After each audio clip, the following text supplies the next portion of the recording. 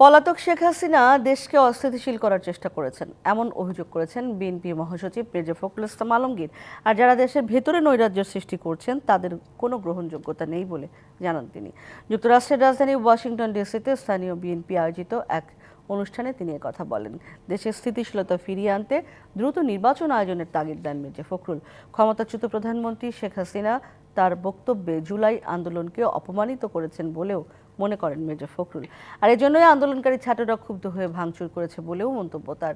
বলেন, রাজনীতি বিমুখ দেশের তরুণ সমাজ আজ সচেতন, দেশ গড়ায় তারা ভূমিকা রাখবে বলে আশা প্রকাশ করেন মির্জা ফখরুল। আমরা এখন যারা নৈরাজ্য সৃষ্টি করছে তারা বাংলাদেশের স্থিতিশীলতা থেকে নষ্ট করছে, বাংলাদেশের বিরুদ্ধে একটা অবস্থান নিচ্ছে। এটা আমরা মনে করি অতি দ্রুত একটা নির্বাচন, একটা নির্বাচন, অংশগ্রহণমূলক একটা নির্বাচন, তার মধ্যে দিয়ে জনগণের প্রতিনিধিত্ব ছিল একটি পার্লামেন্ট এবং সরকার গঠন করা।